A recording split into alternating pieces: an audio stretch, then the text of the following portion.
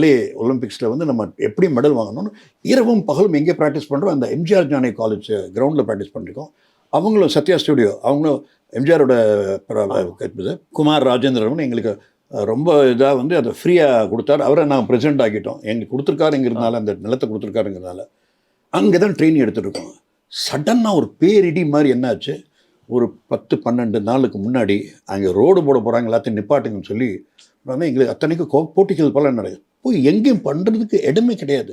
நீங்கள் சிட்டியில் இடமே இல்லையே ஆர்ச்சரி. ஏன்னா ஆர்ச்சரி பண்ணும்போது 50 ஒன்று வேறு எங்கேயாவது எதுவும் விளையாட முடியாது. பெரிய இடியாக இருந்துச்சு. எனக்கு 2-3 நாள் தூக்கமே வரல. எல்லாருமே டென்ஷன் பண்ணாதீங்க பண்ணாங்கன்னா, ஏன்னா இடம் இல்லையே. பசங்க எல்லோரும் வந்து எங்கே ப்ராக்டிஸ் பண்ணுறேன்னு இருந்த இரும்பல் வந்தது. இரும்பலில் பிளட் வந்துட ஆரம்பிச்சிது. என்னடா இரும்பலில் பிளட் இருக்குன்னு உடனே சரி போய் டாக்டர்கிட்ட காமிக்கலான்னா, அங்கே சாய்ராம் இன்ஜினியரிங் காலேஜில் போட்டிகள் நடந்துகிட்ருக்கு. ஸ்டேட் 1900 பேர் ப்ராக்டிஸ் இது பண்ணிட்டுருக்காங்க. ஸோ டெய்லி அங்கே போய் இருந்துட்டு அங்கேயே இரும்பி பட்டு அதை முடிக்கணும்னு சொல்லி அதை முடிச்சுட்டு வந்து டாக்டர் வெங்கடேஸ்வராவை பார்த்து இந்த மாதிரி இரும்பலில் கொஞ்சம் பிளட் வரது உடனே டெஸ்ட்டு பண்ணுங்கன்னா அவர் அப்போ அன்றைக்கி இல்லை, ஊரில் இல்லை, திருப்பதியில் இருந்தால் டெஸ்ட் பண்ண சொன்னார். ஸோ டெஸ்ட் பண்ணி ரிசல்ட் வரது வரையும் வீட்டுக்கு வந்தேன்.